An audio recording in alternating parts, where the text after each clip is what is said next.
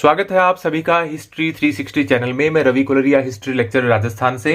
आज के इस वीडियो में मैं रिव्यू करूंगा पप्पू सिंह प्रजापत की पुस्तक तराइन से पानीपत, जिसमें सल्तनत कालीन इतिहास दिया गया है। यानी 1191 से 1526 एडी के दौरान न सिर्फ सल्तनत कालीन और भी जो भक्ति काल वगैरह ये जो प्रांतीय राज्य हैं जो भी इन वर्षों के दौरान हुआ है उन सबका विवरण दिया गया है।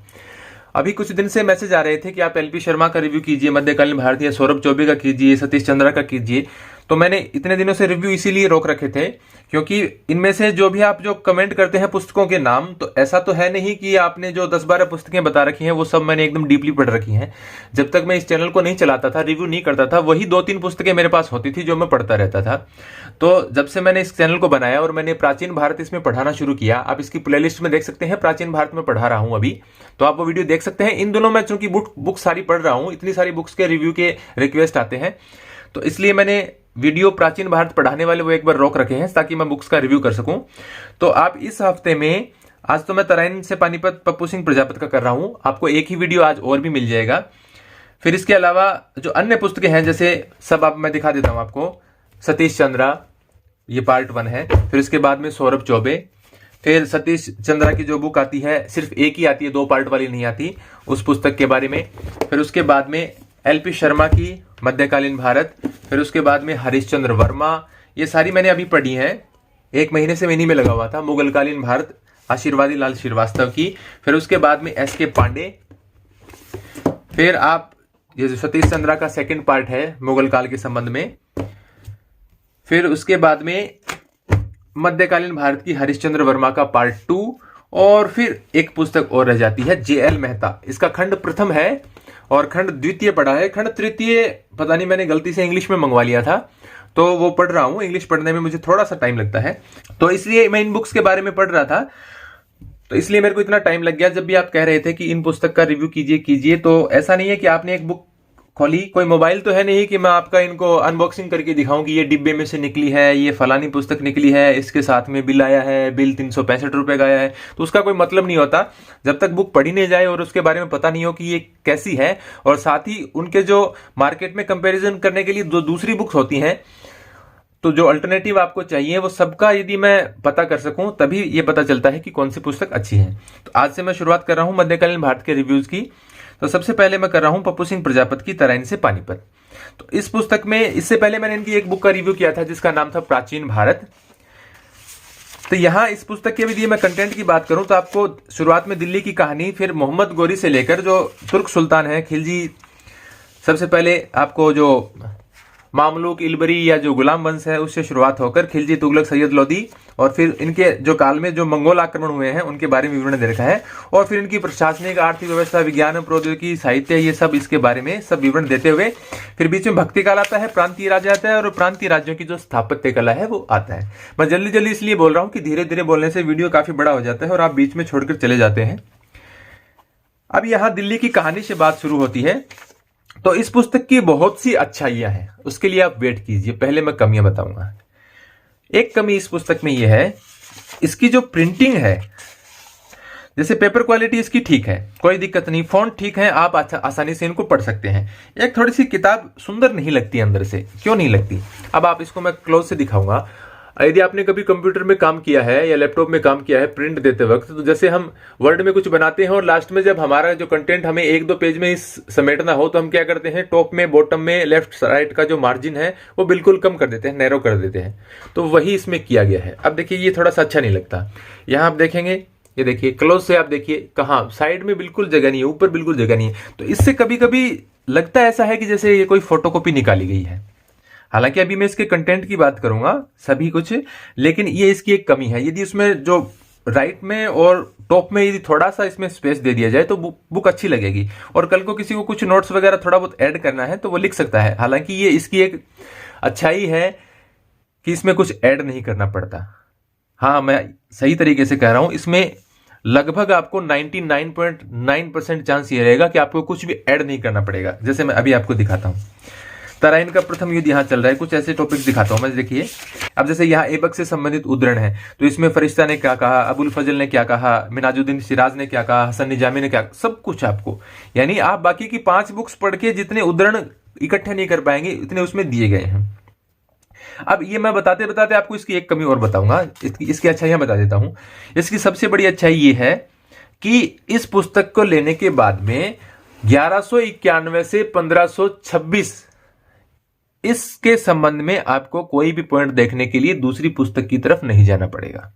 ना आपको सतीश चंद्रा खोलने की जरूरत है, ना आपको जेएल मेहता खोलने की जरूरत है, ना एलपी शर्मा खोलने की जरूरत है। किस लिए जरूरत नहीं है कि आपको कोई देखना हो कि ये जो इसका कोई भी एक फैक्ट है वो हमें मिसिंग लग रहा है, मिसिंग नहीं मिलेगा आपको। ये इसकी एक खास बात है, सभी कुछ इसमें शामिल कर लिया गया है।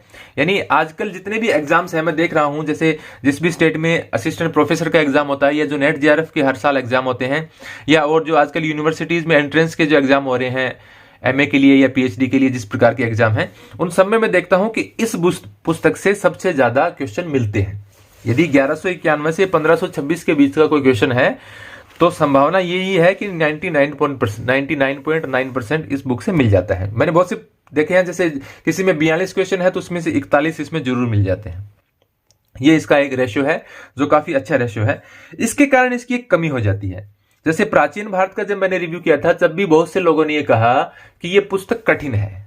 अब कठिन की तो बात ऐसी है कि जैसे मैंने अभी आपको दिखाया था, जैसे कुछ और खोल लेते हैं, क्या हम कोई उसी की जरूरत नहीं है। आप जो भी टॉपिक पढ़ते जाते हैं, तो जैसे आप सतीश चंद्रा की बुक पढ़ते हैं, आपका एक फ्लो चलता रहता है, एक कहानी है वो बढ़ती रहती है आगे, अपना एक उसका नैरेटिव सेट है, उसके हिसाब से कहानी आगे बढ़ती रहती है, आप कहानी में खोए रहते हैं और आप इतिहास को सीखते चले जाते हैं। क्यों? क्योंकि उनमें इतना ज्यादा कुछ फैक्ट्स को ठूंसने का प्रयास नहीं किया गया है। जैसे किसी ने यह कह दिया कि जो अलाउद्दीन खिलजी है उसके बारे में कोई विवरण है और उसमें दो प्रकार के विपरीत मत हैं, तो एक इतिहासकार का विपरीत का दे दिया, एक उसके सकारात्मक मत दे दिया, ठीक है। इस पुस्तक में क्या होता है, यदि उसके विपरीत में 3 लोगों ने कहा है तो आपको तीनों का मिलेगा। यदि उसमें कोई सकारात्मक पक्ष 3 बातें सकारात्मक कही है तो उन तीनों का इसमें मिलेगा। तो इसके कारण जो कहानी का फ्लो टूट जाता है, इसीलिए ये पुस्तकें कठिन लगती हैं आपको। इनकी जो प्राचीन भारत की पुस्तक है और ये जो तराइन से पानीपत है, इसको कठिन लगने का कारण यही है कि इसमें जो फैक्ट्स दिए गए हैं, या जो बीच में एक कैरेक्टर की कहानी चल रही है और कहानी के चलते चलते बीच में ये समझाने का प्रयास किया जाता है कि किसने इनके बारे में क्या कहा, या जो वो और जो फैक्ट्स हैं या जो तारीखें हैं वो ज्यादा ऐड करने के कारण कहानी का फ्लो टूटता है, इसलिए आपको ये कठिन लगती है। लेकिन आजकल के जो आप एग्जाम देखेंगे, जैसे नेट जेआरएफ की एग्जाम देखिए, आजकल सीधे क्वेश्चन आते ही नहीं है। क्वेश्चन ऐसा आता है, किसी ने उस कथन के अनुसार ये कथन किसके बारे में कहा गया है, या कथन किसका है, या जो नीचे जो 4-5 ऑप्शन देते हैं इस प्रकार के कि इनमें से कौन सा इसके बारे में गलत है, तो उसके लिए आपको सारी बातें पता होना चाहिए। इसलिए आजकल का जो एग्जाम का पैटर्न आ रहा है, जो भी मल्टीपल चॉइस क्वेश्चन वाले जो भी एग्जाम है इतिहास से संबंधित, उनमें ऐसी पुस्तकें काम आती हैं। हालांकि थोड़ी कठिन लगती हैं लेकिन काम आती हैं। अब इसमें देखिए, फिरोज द्वारा हटाए गए करों की सूची, ये आपको फिरोज द्वारा हटाए गए करों की सूची दे रखी है। अब इसमें इस पेज को करों की सूची से भर दिया गया है। अब बताइए, प्रश्न इसमें आएगा नहीं तो जाएगा कहां? और आप जो वैसी पुस्तकें पढ़ेंगे, जैसे हरिश्चंद्रा वाली बहुत बड़ी बड़ी पुस्तक है, दो वॉल्यूम है उसके, और इतने मोटे मोटे वॉल्यूम है, लेकिन उसमें भी इस प्रकार से आपको बहुत सारे फैक्ट्स उसमें छूट जाएंगे। सतीश चंद्रा में 2 पार्ट आते हैं, बहुत सारे फैक्ट्स आपके छूट जाएंगे, क्योंकि उसमें कहानी दी गई है, उसमें फैक्ट्स को एडजस्ट करने का प्रयास नहीं किया गया है कि सारे फैक्ट्स इसमें होने चाहिए। यहां पप्पू सिंह प्रजापत का मोटिव ये है, पप्पू सिंह प्रजापत ये चाहते हैं कि जो भी प्रश्न आए वो इस पुस्तक से आना चाहिए। किसी भी विद्यार्थी को ये न लगे कि मैंने ये पुस्तक तराइन से पानीपत पढ़ी और इस काल के दौरान का प्रश्न आया और वो इस पुस्तक से नहीं आया। उनका प्रयास ये है, और इसी कारण जो कहानी आप पढ़ते हैं इतिहास में, उन कहानियों का फ्लो टूट जाता है और आपको पुस्तक कठिन लगने लगती है।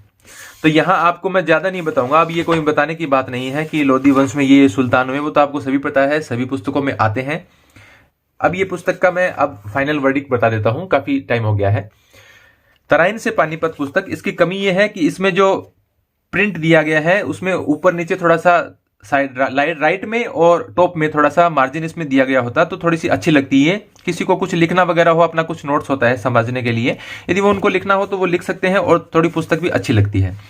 इसके अलावा यदि वो मैप थोड़े और शामिल कर सकें, कभी इनका जो सेकंड एडिशन, अभी तो पुस्तक आई है, पिछले साल आई होगी शायद, हालांकि मुझे कंफर्म डेट नहीं पता है ये कब आई थी, तो यदि इसका कभी भी नेक्स्ट एडिशन आए तो उनको कोशिश ये करनी चाहिए कि जो टॉप में और राइट में थोड़ा सा मार्जिन छोड़ें और थोड़ा सा इसमें चित्रों को बढ़ावा दें, थोड़े से मैप शामिल करें, तो ये पुस्तक और अच्छी हो जाएगी। हालांकि यदि मैं नेट जेआरएफ के लिए बात करूं, असिस्टेंट प्रोफेसर के एग्जाम के लिए बात करूं, फर्स्ट ग्रेड के जो एग्जाम पीजीटी वगैरह के लिए एग्जाम के लिए बात करूं, तो इस पुस्तक से सबसे ज्यादा क्वेश्चन आएंगे और ये पुस्तक सबसे ज्यादा अच्छे तरीके से लिखी भी गई है। हालांकि जो फैक्ट्स हैं उसको, यदि आपको फैक्ट्स भी चाहिए सारे और आप एक ऐसे समझते हैं कि एक नोवेल की तरह मैं बुक पढ़ता रहूं, तो वो दोनों काम एक साथ हो नहीं सकते, कभी भी नहीं हो सकते। यदि आप सोचते हैं कि सतीश चंद्रा की तरह मैं बुक पढ़ता रहूं और सारे फैक्ट्स मेरे क्लियर होते जाएं, तो वैसा संभव नहीं है। यदि आपको सारे फैक्ट्स याद करने हैं, यदि आप सोचते हैं कि मेरे को सब कुछ एक बुक में चाहिए, याद मैं खुद कर लूंगा, तो आप ये पुस्तक लीजिए। याद तो आपको करना ही पड़ेगा, लेकिन आपको मिल जाएगा सब कुछ। थोड़ा सा आपको ये समझना पड़ेगा कि आपको क्या पढ़ना है और क्या छोड़ना है, कौन सा आप एग्जाम दे रहे हैं। मल्टीपल चॉइस क्वेश्चन के लिए, जहां पर हिस्ट्री के क्वेश्चन आते हैं, थोड़े स्टैंडर्ड के क्वेश्चन आते हैं, तो उसके लिए आपको ये बुक पढ़नी चाहिए। साधारण कोई क्वेश्चन आते हो किसी एग्जाम में, उसके लिए आपको ऐसी पुस्तक में फंसने की जरूरत नहीं है। आपको ये भी नहीं पता चलेगा क्या पढ़ें क्या छोड़ें, और आप मारे जाएंगे सल्तनत काल में 600 पेज पढ़ते पढ़ते। 600 पेज की पुस्तक है और आप सल्तनत काल ही पढ़ते रह जाएंगे। तो थोड़े से हाई एंड एग्जाम है, जैसे नेट जेआरएफ या असिस्टेंट प्रोफेसर जैसे, या जो यूपीएससी के एग्जाम है, उनके लिए ये पुस्तक अच्छी है और आपको सभी कुछ एक पुस्तक में मिल जाएगा। यदि आप ये जो 1191 से 1526 इस डेट में आपको कोई भी पुस्तक टटोलने की जरूरत नहीं है। अभी जो मैंने आपको जितनी भी पुस्तकें दिखाई हैं, उनमें कोई भी ऐसा फैक्ट नहीं है, 99.9% चांस नहीं है जो उसमें दिया गया है और इसमें नहीं हो वो फैक्ट। तो फैक्ट आपको सारे मिल जाएंगे। काफी अच्छी पुस्तक मैं इसको कहूंगा, बहुत ही मेहनत से लिखी गई है और कितने पता नहीं इन्होंने जो पढ़ा होगा उसके बाद ये फैक्ट शामिल किए हैं। किसी भी पुस्तक में इतने फैक्ट नहीं मिल पाते, लेकिन ये पुस्तक आपको थोड़ी सी कठिन लगेगी पढ़ने में, लेकिन आपको सारे क्वेश्चन संभावना है कि इसमें से मिल जाएंगे। कोई भी ऐसी और बुक मार्केट में नहीं है जो इतना ज्यादा मटेरियल आपको दे सके, लेकिन आपको पढ़ने के लिए थोड़ा सा टाइम चाहिएगा और आपका थोड़ा मेमोरी पावर भी अच्छा होना चाहिए ताकि आप फैक्ट्स को याद कर सकें। तो ये था मेरा रिव्यू तराइन से पानीपत के लिए। मैं रिव्यू कर रहा था राजस्थान से रवि कुलरिया, और ये पुस्तक मल्टीपल चॉइस क्वेश्चन वाले जो एग्जाम होते हैं हिस्ट्री के, उनके लिए बहुत ही अच्छी पुस्तक है। मल्टीपल चॉइस भी नहीं, मैं कहूंगा यूपीएससी के लिए या आरएएस के लिए भी काफी अच्छी पुस्तक है, लेकिन उसमें आपको थोड़ा सा कोई दूसरी पुस्तक भी देखनी चाहिए, जैसे सतीश चंद्रा वाली है या जो हरिश्चंद्र वर्मा वाली बुक है, उसको भी पढ़ लेना चाहिए, क्योंकि एक कहानी के रूप में पढ़ेंगे तो वो भी आपको डिस्क्रिप्टिव आंसर देने में फायदा देती है कि बीच में से कोई क्वेश्चन बना के आए, क्योंकि उनमें फैक्ट्स का इतना ज्यादा महत्व नहीं होता। आप क्वेश्चन को समझें और उसके अकॉर्डिंग आंसर लिख दें और कुछ फैक्ट शामिल कर दें, तो आपका आंसर अच्छा बन जाता है यूपीएससी में। लेकिन net JRF assistant professor first grade के लिए 1191 से 1526 के लिए बहुत ही बेहतरीन बुक है। धन्यवाद।